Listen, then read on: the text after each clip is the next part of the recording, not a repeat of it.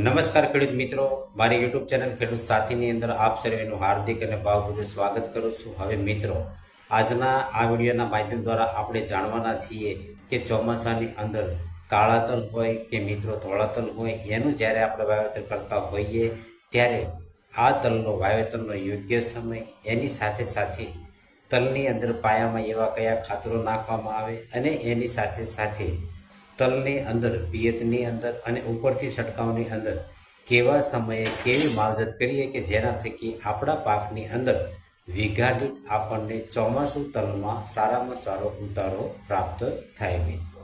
હવે સૌથી પહેલાં આપણે જોવા જઈએ તો બજારની અંદરથી સારામાં સારી કંપનીના મિત્રો આપણે તલની ખરીદી કરવાની અને એના પછી જો મિત્ર શક્ય હોય તો પટ કોઈ ફૂગનાશકનો મારી અને પછી જો તમે વાવેતર કરશો તો સારામાં સારું જર્મિનેશન એટલે કે ઉગાવો આપણને મળી રહેશે।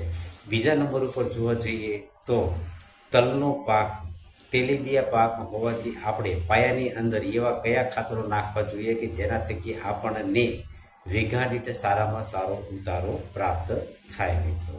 હવે તલ જે છે મિત્રો એ તેલીબિયા પાક છે, તો મિત્રો આપ સૌ જાણતા હશો કે સલ્ફર જો આપણી જમીનની અંદર ઉપયોગ કરવામાં આવે તો સલ્ફરનું પ્રમાણ આપણા છોડને મળી રહે તો સલ્ફર દ્વારા આપણા જે કોઈ તલનું વાવેતર કરીએ એની અંદર તેલની ટકાવારી વધે અને તેલની ટકાવારી વધતા દાણો ચળકાટવાળો થાય અને ચળકાટવાળો થતાં મિત્રો બજારની અંદર મુક્તાવેત આપણને સારામાં સારો ભાવ પ્રાપ્ત થઈ જાય મિત્રો। તો એના માટે આપણે સલ્ફરયુક્ત ખાતરનો ઉપયોગ કરવો ખૂબ જ હિતાવહ બનતો હોય છે। એટલે કે સૌથી પહેલાં મારા જે કોઈ અનુભવ પ્રમાણે આપ સૌને જણાવવા જઈ રહ્યો છું કે પાયાની અંદર સલ્ફરનો તમે ઉપયોગ કરશો તો સારામાં સારું પરિણામ પ્રાપ્ત થશે। તો પાયાની અંદર જો સૌથી પહેલી પ્રાયોરિટી જો હું આપતો હોય તો 20-20-0-13 છે મિત્રો, એનો તમે ઉપયોગ કરશો તો આપણને સારામાં સારું પરિણામ પ્રાપ્ત થશે। એટલે કે 20% નાઇટ્રોજન આવે છે, 20% ફોસ્ફરસ આવે છે અને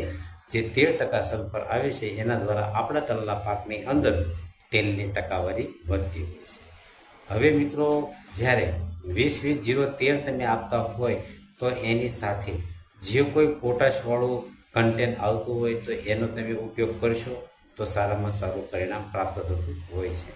જો તમે ન નાખો તો મિત્રો જ્યારે તમારા તલના પાકની અંદર બધું બેઠું હોય એ પછી તમે પિયતની અંદર એમઓપીનો ઉપયોગ કરશો તો સારામાં સારું પરિણામ પ્રાપ્ત થશે। એટલે કે એમઓપી જે મ્યુરેટ ઓફ પોટાશ આવે છે 60%, એના દ્વારા આપણા તલના ભંડારની અંદર દાણો ગરમવાળો અને વજનવાળો અને કુદરતી જે મીઠાશવાળો થાય તો એમાં મિત્રો પોટાશ ભાગ ભજવતું હોય છે। તો એ સમયે પણ તમે પોટાશનો ઉપયોગ કરી શકો છો અને પાયાની અંદર 20-20-0-13નો ઉપયોગ કરી શકો છો। ઘણા બધા ખેડૂત મિત્રો એવા હશે કે 20-20-0-13 વાપરવું ન હોય અથવા તો બજારની અંદર ખરીદી કરવા જાય અને પ્રાપ્ત ન થતું હોય તો મિત્રો એવા સમયે તમે ડીએપીનો પણ તમે ઉપયોગ કરી શકો છો।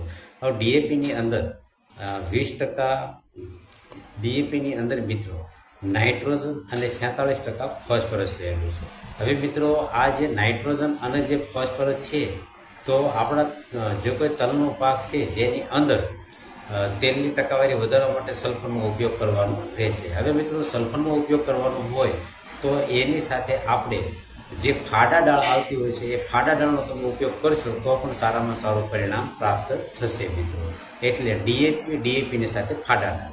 હવે મિત્રો જે ખેડૂત મિત્રોએ 20-20-0-13 ન વાપરવું હોય અથવા તો ડીએપી ન વાપરવું હોય તો એવા ખેડૂત મિત્રોએ મિત્રો ખાસ કરીને ખૂબ જ સસ્તા ભાવમાં મળતું રાસાયણિક ખાતર એટલે કે એસએસપી એટલે કે સાદું એસએસપી, આ જે સાદું એસએસપી છે એની અંદર મિત્રો સલ્ફરનો પણ ભાગ રહેલો હોય છે કે જેના થકી આપણે એનો ઉપયોગ કરી અને પણ આપણે આપણા જે કોઈ તલના પાકની અંદર સારામાં સારું પરિણામ પ્રાપ્ત કરી શકતા હોય છે મિત્રો। તો એસએસપી પણ તમે ઉપયોગ કરી શકો છો જેની અંદર સલ્ફર અને એવા તત્વો રહેલા છે તો આપણા પાકની અંદર સારામાં સારું પરિણામ પ્રાપ્ત થશે। એટલે કે ફોસ્ફરસ અને સલ્ફર ડીએપીની અંદર આપણને મિત્રો પ્રાપ્ત થતું હોય છે।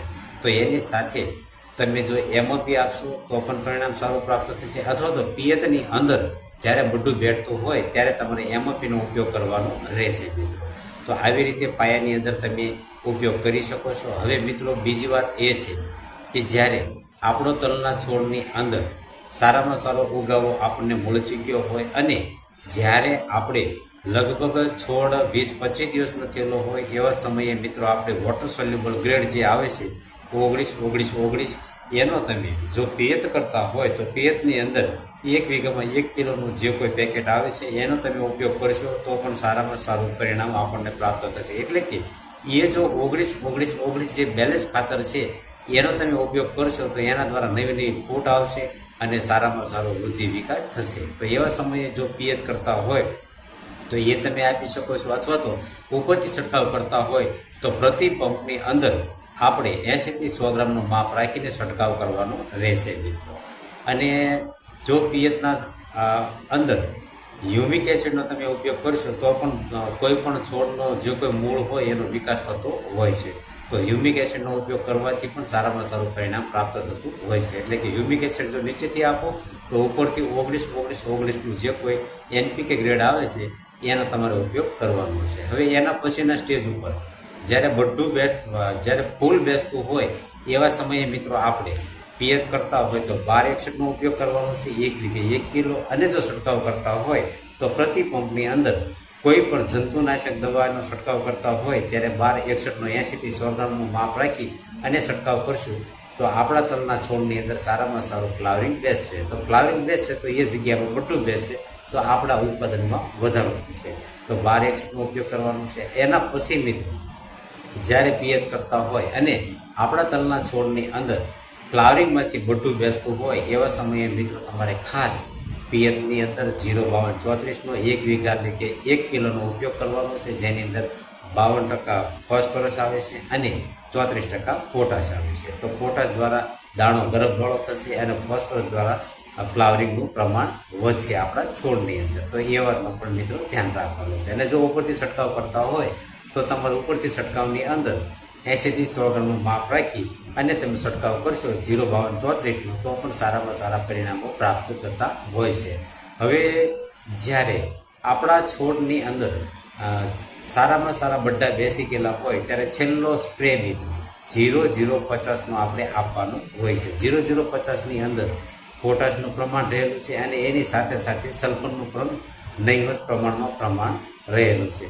તો એના જો છંટકાવ કરશું તો આપણા જે કોઈ તલના બઢા બેઠા છે એની અંદર જે કોઈ દાણો બેઠેલો હોય એની અંદર તેલની ટકાવારી વધારશે, ગરમ વધારશે, કુદરતી શાઇનિંગ આવશે અને મિત્રો કુદરતી મીઠાશ આવશે. તો એ પ્રમાણે પણ આપણા તલની અંદર આપણે સારામાં સારું પરિણામ પ્રાપ્ત કરી શકતા હોય છે. તો મિત્રો મારી એવી અવનવી માહિતી મેળવવા માટે મારી યુટ્યુબ ચેનલ ખેડૂત સાથીને તમે સબસ્ક્રાઈબ કરજો, લાઇક કરજો, જેનાથી હું આપને યોગ્ય સમયે યોગ્ય માવજત દ્વારા કોઈ પણ પાકની અંદર ઓછા ખર્ચે સારામાં સારું પરિણામ અપાવી શકીશ મિત્રો. હવે મિત્રો થોડીક વાત એ પણ રહી ગઈ છે કે તલનું જ્યારે વાવેતર કરવાનું હોય તો આપણી જમીનની અંદર ભેજ હોય તો સારામાં સારું ઉગાવો આપણને પ્રાપ્ત થતું હોય છે. એટલે કે શોર્ટની અંદર કહેવા માગું છું કે જૂન કે જુલાઈ મહિનાની અંદર આપણે એકાદો વરસાદ પડી ગયા પછી જો વાવેતર કરશું તો સારામાં સારો ઉગાવો આપણને મિત્રો પ્રાપ્ત થતો હોય છે. તો આવી અવનવી માહિતી મેળવવા માટે મારી યુટ્યુબ ચેનલ ખેડૂત સાથીને તમે સબસ્ક્રાઈબ કરજો, લાઇક કરજો